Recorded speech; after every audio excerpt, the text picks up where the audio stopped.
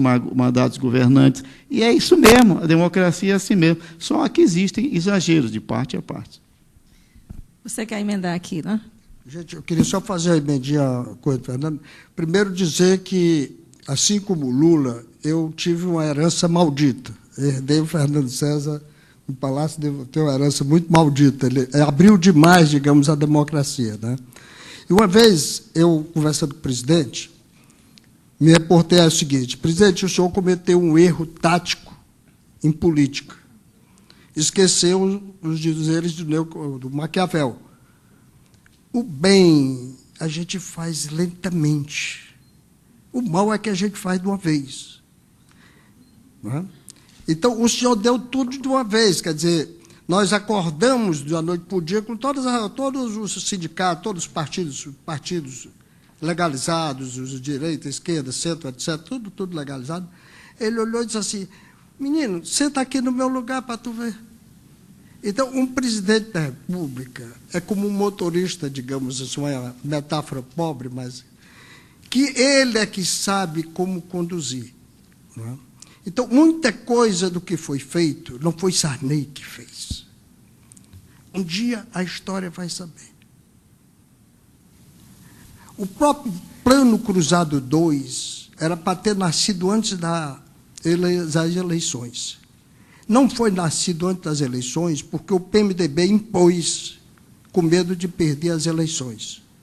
Então, todas essas questões que se colocam nas costas de uma pessoa, eu acho que é, digamos assim, individualizar a história. A história não é individualizada, né? A história é um coletivo. E só para concluir, senão era outra vez para o relógio, só para concluir é o seguinte: eu fiquei com tanta de inveja do Fernando que, quando for minha vez, eu quero fazer uma introdução teórica também sobre o que eu penso do jornalismo. Ok. A terceira pergunta.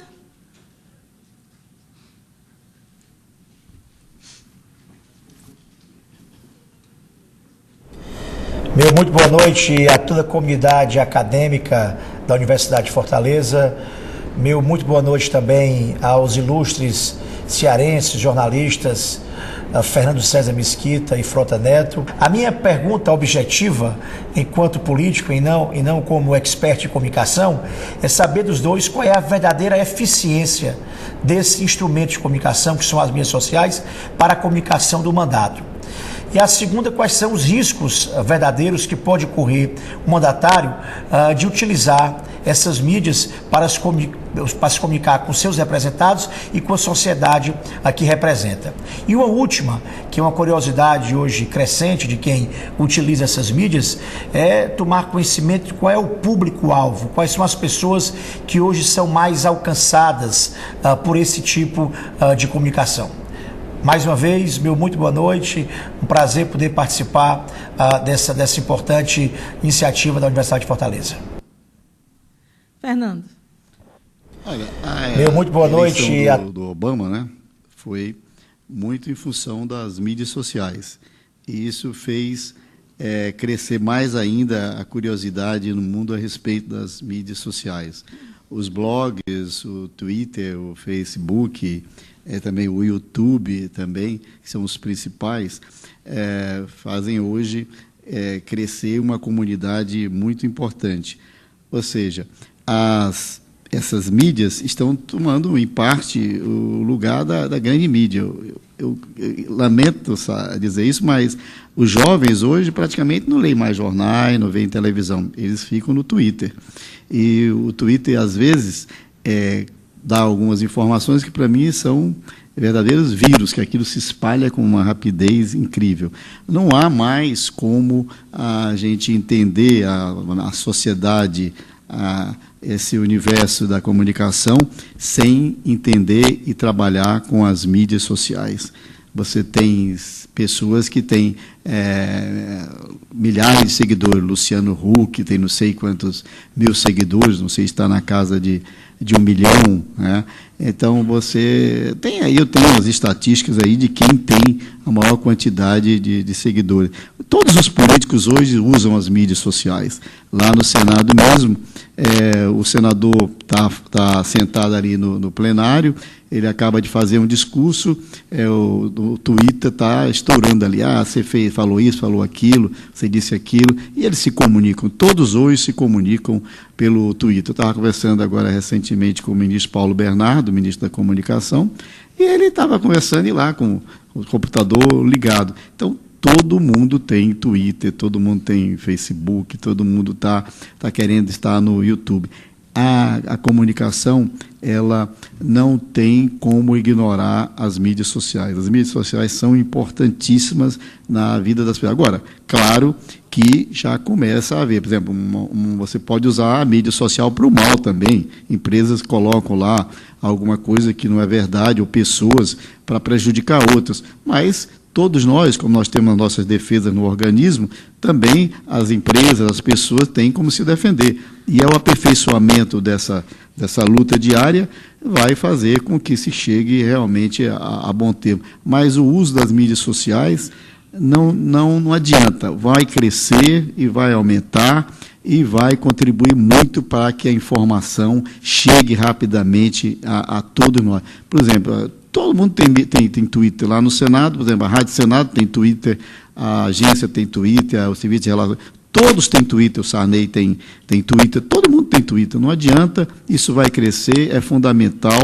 Quem quiser realmente passar a informação, quem quiser realmente saber das coisas, tem que ter. Tudo bem, vai ler jornal, tanto é que hoje a Folha de São Paulo publica diariamente o que aconteceu no outro dia. A Veja publica coisas das mídias, todo mundo. Essa interação é muito importante e vai crescer. Essa é a minha opinião. Frota. Eu tenho assim, um pouquinho de divergência da visão, mas é no campo teórico, né? É que eu vou me introduzir. Primeiro, conceituar assim, para mim o que é o jornalista. Para mim, o jornalista é vocação, tem que ser sacerdócio, né? E a religião dele é a liberdade de imprensa. O diabo é que, como toda religião, tem suas cismas, tem suas seitas, tem diferentes enfoques de ver esse conceito de liberdade. Mas o papel básico do jornalista é o seu sacerdote vigiando a liberdade de imprensa, não no sentido de demonizar, de caça, mas ele não existe individualmente, ele precisa do veículo. No cerne de todo o processo produtivo de fazer a notícia está a edição e a divulgação. E o que o Fernando falou agora sobre a modernidade, eu acho que nós estamos muito valorizando demais o papel que a internet está tendo no processo de comunicação do ponto de vista político. O que está acontecendo, por exemplo, no Oriente Médio. Está todo mundo dizendo, foi o Facebook, foi o Twitter, né?